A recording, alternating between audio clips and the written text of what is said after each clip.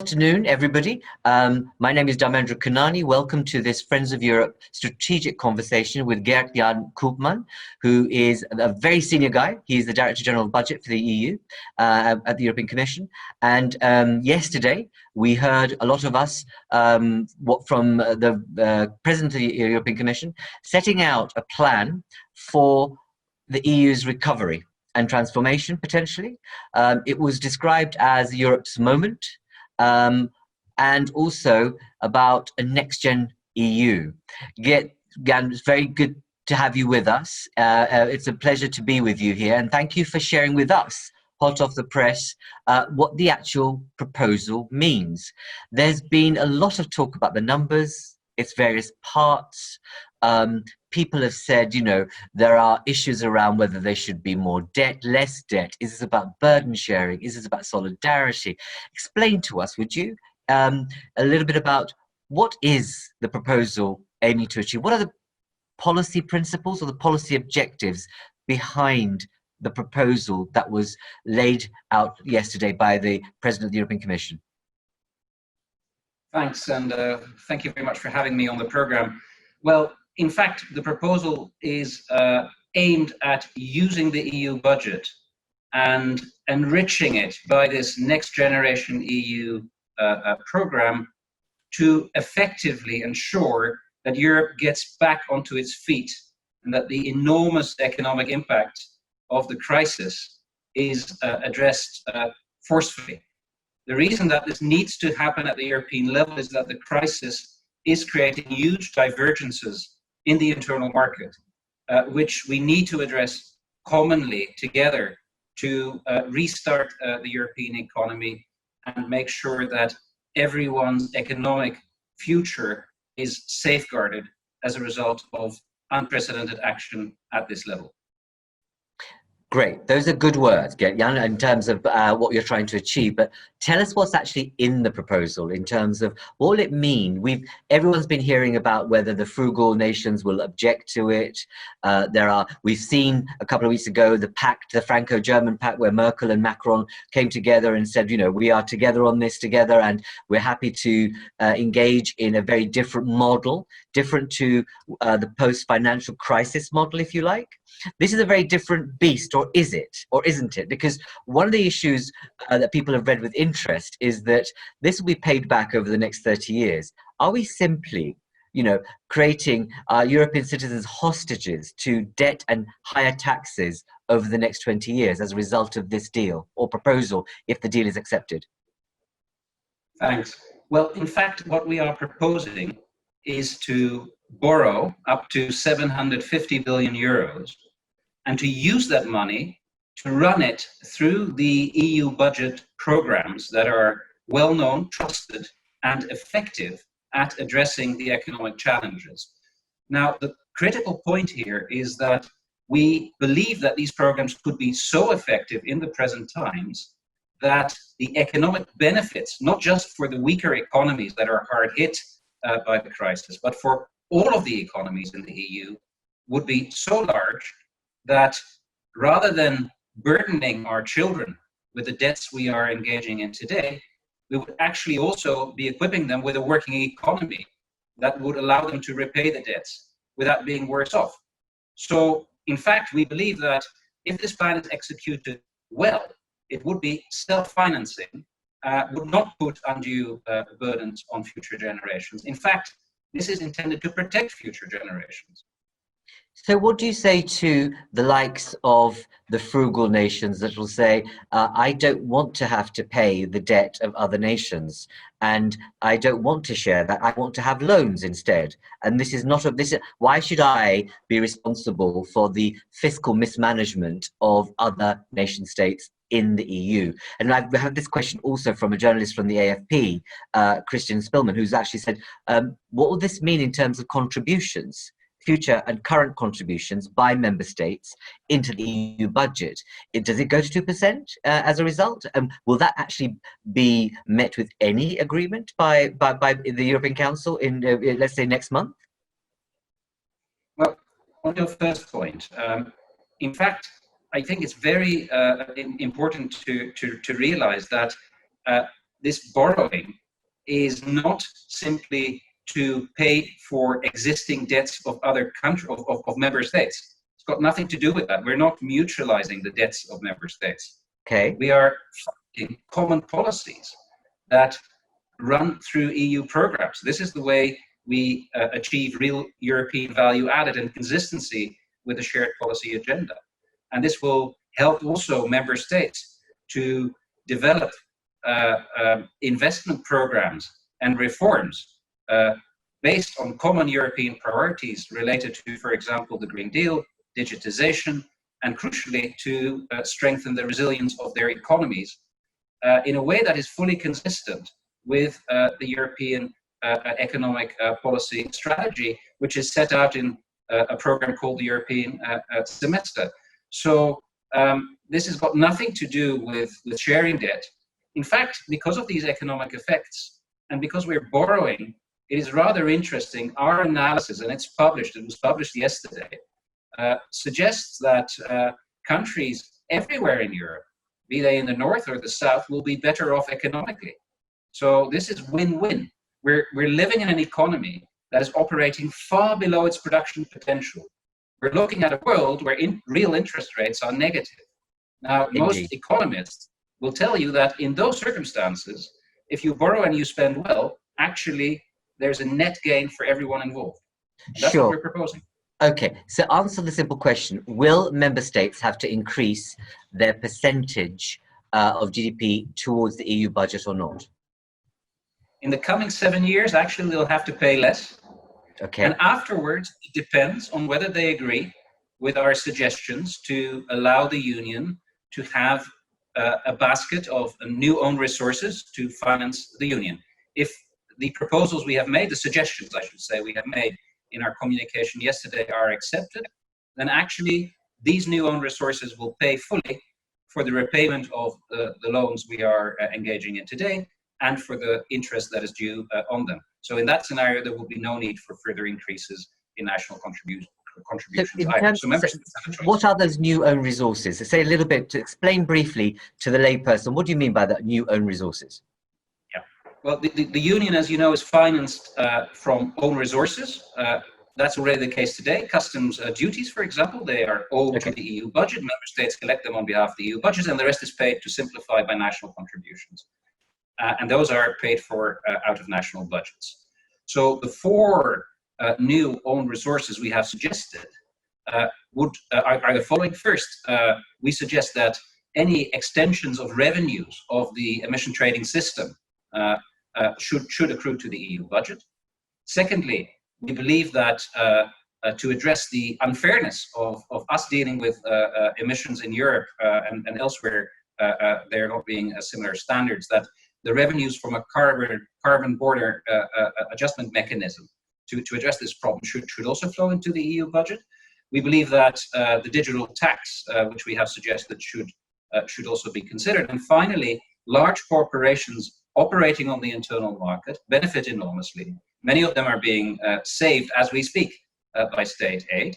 They can also benefit from the tax situations in different member states in a way that allows them to perfectly legally minimize their tax burden. So we also believe that they could contribute to the EU budget. And altogether, that could raise on an annual basis some 20 billion euros, and that's more than sufficient to repay the debt we are proposing to engage.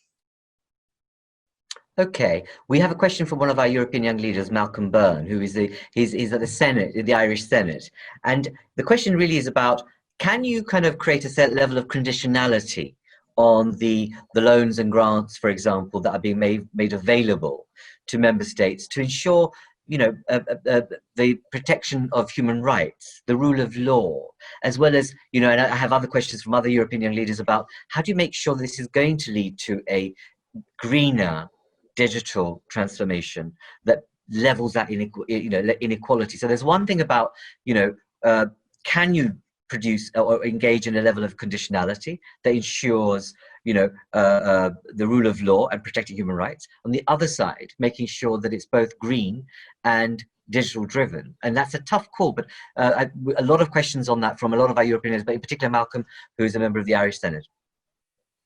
Well, thank you, Malcolm, for asking that question. On the first point, the Commission has already proposed a rule of law conditionality on the EU budget. So in other words, if there are problems with the rule of law that could undermine the protection of the EU's financial interests, then according to this proposal, the EU could act to suspend or even recover payments to the member state in question. So that proposal was made, is being considered, and we underline in the communication adopted yesterday that it remains very, very pertinent.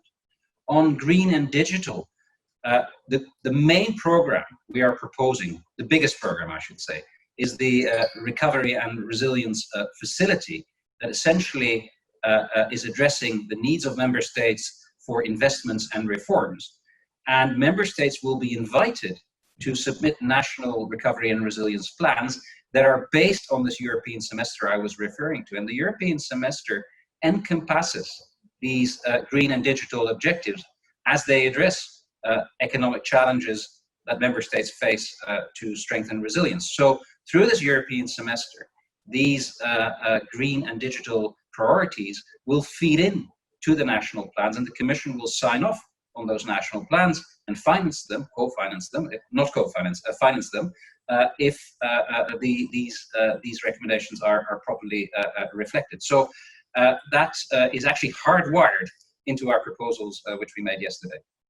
That's good to hear, but you know, the one of the political discussions will be about how do you deal with Hungary and Poland, for example, that are in flagrant disregard for issues around rule of law, human rights, etc. Yet will receive a share of this bailout, if you call it, or recovery plan, and loans and debt.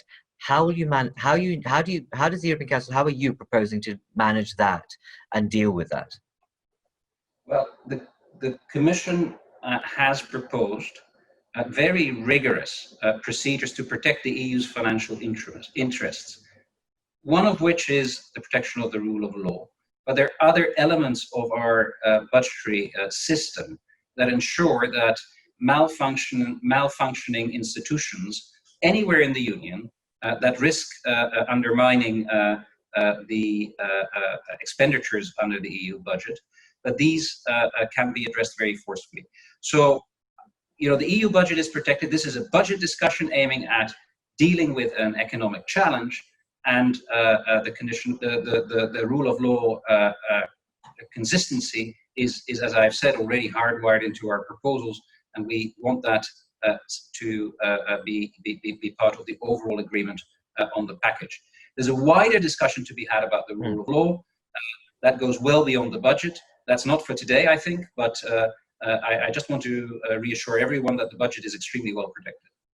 Okay, we'll come back to that in kind of, I want to move on to issues around impact analysis. We have a number of questions from, again, we have Andre Pietri, who's founder of the Joint European Disruptive Initiative. And his question is really about the metrics around the next generation EU that delivers on impact for people, employment, innovation and growth. So yesterday, as I understand it, you published an economic impact analysis of what you're proposing. Say a little bit about how that will guide and be used as a management tool for making sure what you're putting out there and giving delivers what's expected, which is a tough question, I know, at this stage. Yes, well, the needs assessment, as it is called, does two things. First, it identifies the economic needs, and it shows the huge damage that this crisis is doing to the European economy, be it in terms of the investment gap that is opening up, the hit to public finances, and crucially also the solvencies of enterprises in the internal market. That's all documented, assessed, empirically quantified. But then secondly, this paper also looks at the effect of implementing our proposals on our member states and the European economy. And as I said, you know, if these proposals are implemented through the programs that we are proposing, they will actually boost investment, they'll boost growth, they'll protect the internal market, and they would, according to the analysis we've published, raise economic output, so raise the size of the economy everywhere in the Union by up to 2.5%. So these proposals, we believe, have already been documented on this basis to produce the results we're all after, which is to fight back against the economic consequences of the health crisis. The programs are all out there for you to read. We're publishing them today and tomorrow. These are the delivery mechanisms, and they are accompanied with very detailed structures to ensure that the money is well spent, that it's addressed to the problems at hand, and therefore it's not a matter of how should I put it, the Commission on a discretionary basis taking arbitrary decisions as to where the money should go. Actually, these are legal proposals that will have to be adopted by Council and Parliament, and that will tell you how the money is going to be reaching beneficiaries in a way that boosts economic growth. And do you foresee some sort of annual accounting and reporting on this money? I mean, this is the largest, if you like, amount. The numbers are significant, and we know that the capital markets are going to key to this, and how they perform is going to have an impact on what you're doing, obviously. But we don't have crystal ball for that. But is there a plan to ensure there's some form of public or parliamentary commission accountability on how this money is spent on an annual basis?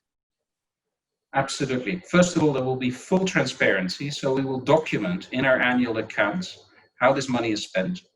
And secondly, because it's part of our annual accounts, the expenditures will be subject to the discharge procedure by the European Parliament. They will be looked at by the Court of Auditors. So all of the checks that are so important in the EU balance, that make the EU budget a trusted vehicle for delivery, will also fully apply to these amounts. So that is, I think, crucial in terms of gaining confidence, not just of citizens of member states, but also of the financial markets. We have a question from the chief correspondent from the China Youth Daily, Zhu Hui, who is asking a question about the fact that, and I'll move to the first point about whether this will be agreed separately, but related to what you've just said, he's asking, will it be a temporary or a unique case or an important example of future common debts in terms of what you're proposing? Is this the way it will happen now in the future? Well, we're very clear about the fact that this is proposed to address the current crisis. So our legal architecture does not allow the Union to be financed on a normal basis, on a permanent basis, by issuing debt. However, this particular crisis, we believe, should actually allow us to do that, simply because there are no other alternatives to deal with this. So what we're proposing is that this is temporary, that we raise the money and commit it over a 4-year period, and that we then repay it over a very long period, which according to us should start in 2028 and run until 2058, so over a 30-year period.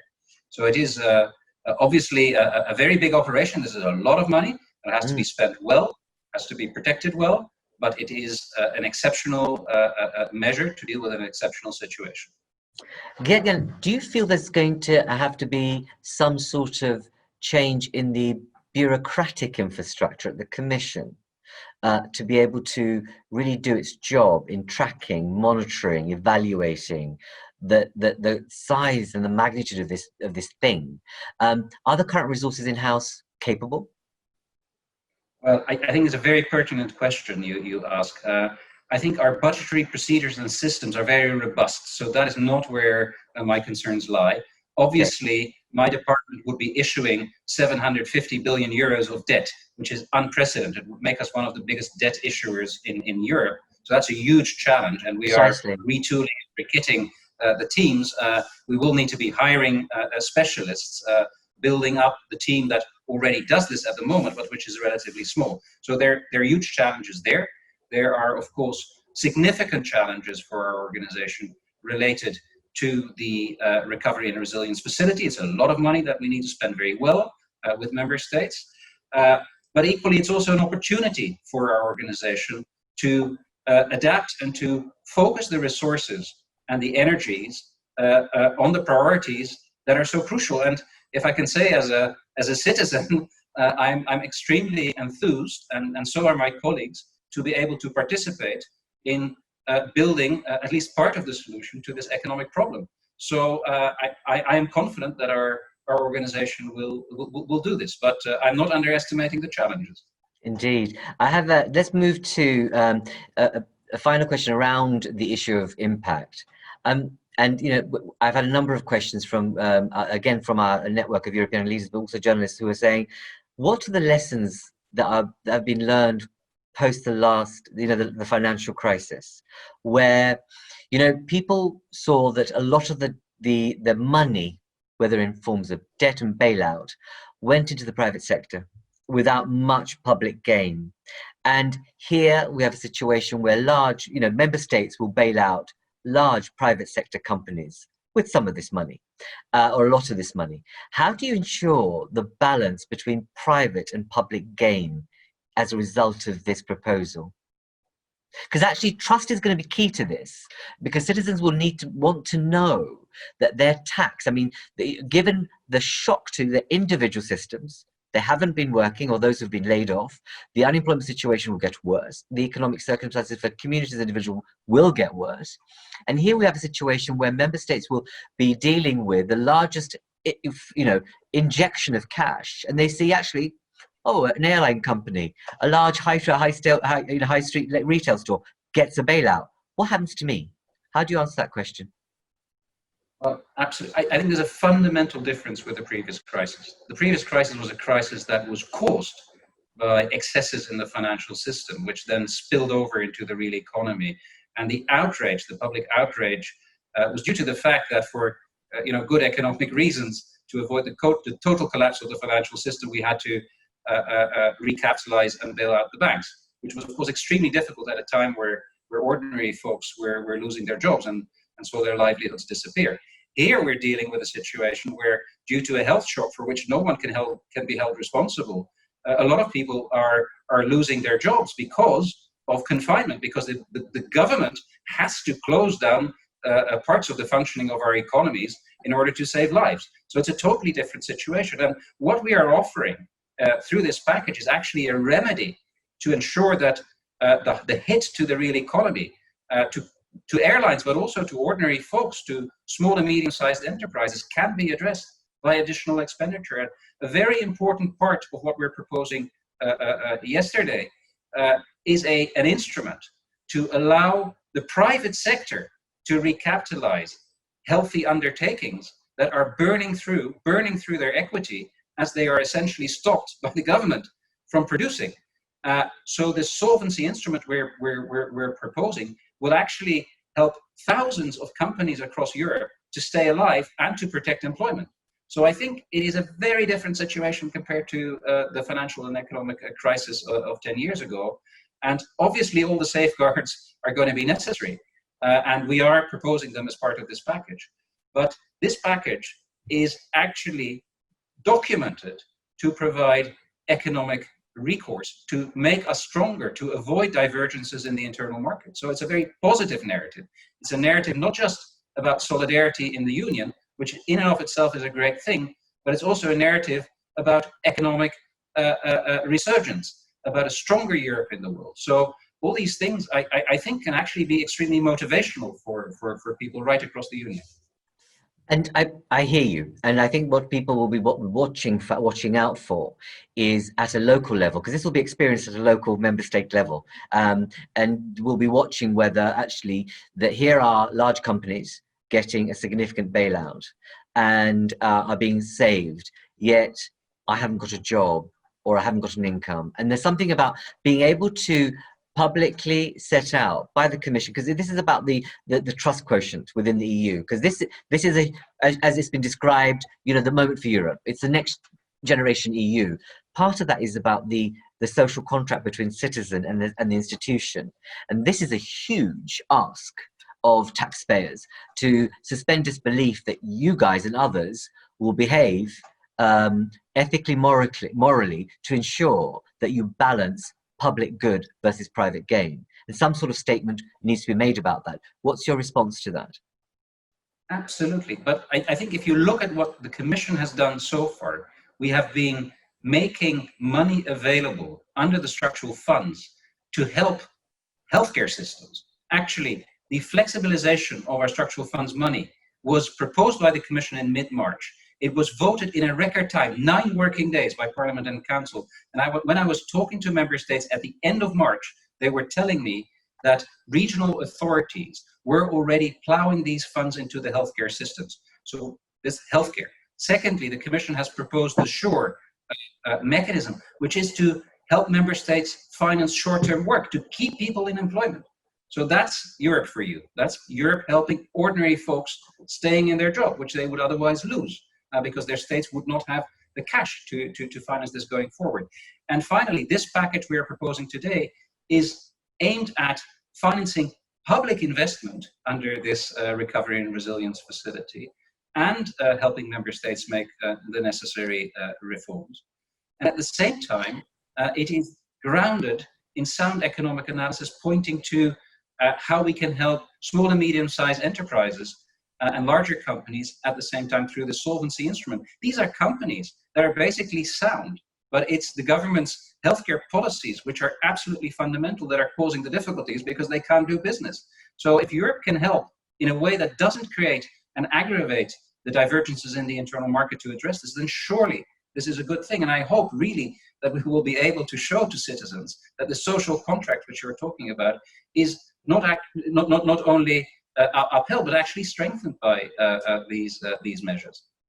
Well, let's hope that in this context, the institution, and I say this in a gentle, humble way, that's not very well known for communicating well on its impact on citizens, uses this opportunity to, in very simple terms, set out how the balance of public and private gain will meet itself out, but also what the simple language which you've used about the impact on healthcare, on being able to stay in jobs. This needs to be accompanied with this statement so that actually citizens on the ground believe what they hear. I want to turn finally towards the agreements for the council.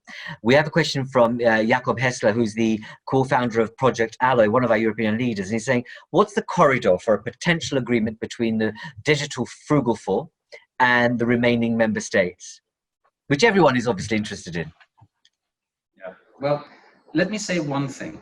And that is that I think there is a much stronger shared analysis of the challenge and the need to find solutions commonly across all 27 member states. I think that's really a massive achievement. And our President von der Leyen, has worked tirelessly, literally around the clock, to talk to leaders, to help them see the common interest. This is really about something that is hitting every member state in the Union. And I think as a Dutchman, that there is a growing awareness also amongst the people in the frugals that their livelihood to a large extent depends not just on how their own economies function, but also the economies of their trading partners. And the economies of their trading partners predominantly happen to be in Europe. So we have a joint interest to solve this crisis. Now, obviously, perspectives are still very different. But the fact that there is this growing awareness that we are facing a common challenge and that we're all in this together and that we need to come out of this together, stronger rather than weaker, I think I draw encouragement from that. So from your point of view, for the next steps are what for you, in that this is now about the hard graft of diplomatic effort between now and June? And as the question that was posed by Christian Spillman at the AFP was about what will the Berliners really agree this? Will they support it? And what do you see as the blockages from member states, despite what you've just described as there's much more sense of unanimity, but today and yesterday, we had subtle messages from Austria and others about, we're not really sure about this level of, debt. And you've today described, actually, this is, people perhaps are not understanding really what you're doing in terms of the financial instruments and how they will work. And the fact in your statement you made today is that actually in the medium to long term, this will be about reducing contributions of member states into the EU budget. So what do you see as the hard graft and the diplomatic kind of call-offs you're going to have between now and the council? Well, I think we have also tabled a raft of technical proposals. This is not just talk. The Commission does hard lifting, and the hard lifting is being presented today and tomorrow. So member states will need a little bit of time to look at this. Indeed. I think there will be a relentless amount of work looking at the concrete proposals. And on that basis, I hope that member states will be able to rather quickly see and chart a way forward. And then it will be for the President, obviously, of the European Council, who will lead the negotiations to take this forward. But let me say that traditionally, I can say that as the Director General of the Budget, the responses to budgetary proposals are often approached from a sort of zero-sum perspective. Indeed. What one member state's gains goes at the expense of another member state. This is changing a bit, and the reactions actually yesterday, I thought, were on the whole rather constructive. Finally, the job you have is not, it's unforgiving in many ways. But as you said, this is probably one of the biggest proposals you've had to pull together. And as you say, we're talking about, hundreds of millions and billions of amounts of European taxpayers' money. For you, has this been one of the biggest leadership challenges that you've experienced? And what can you say a little bit about what you've been able to learn from that, so that we're able to share that, but also to peopleize what that's meant in terms of negotiating, being at one of the top positions in the European Commission? Well, let me say, first of all, that this is really being led by our President. I'm not saying that because she is my boss, like she's the boss of everyone in the Commission, but because it's really important. This is real leadership. And I think that's very important. And that's also been very inspirational for everyone in the Commission. But secondly, you are absolutely right. I've been in the Commission for 29 years, and this is by far the largest challenge that we're facing.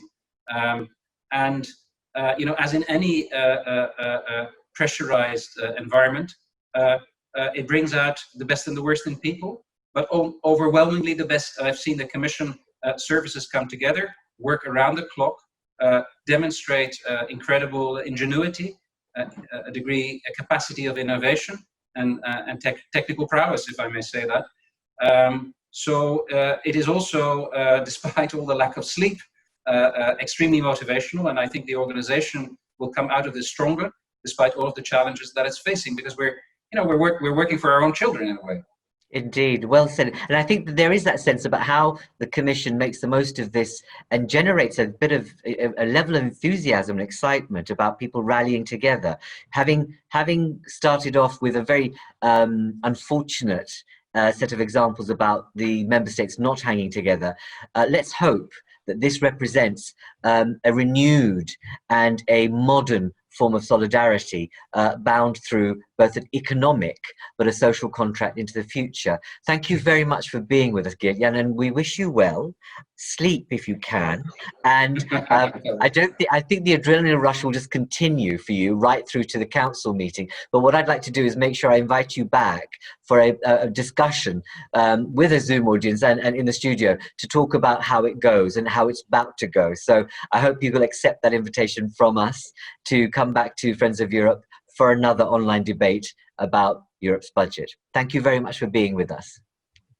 Thank you for having me. I'm very happy to come back. Take care now. Bye-bye.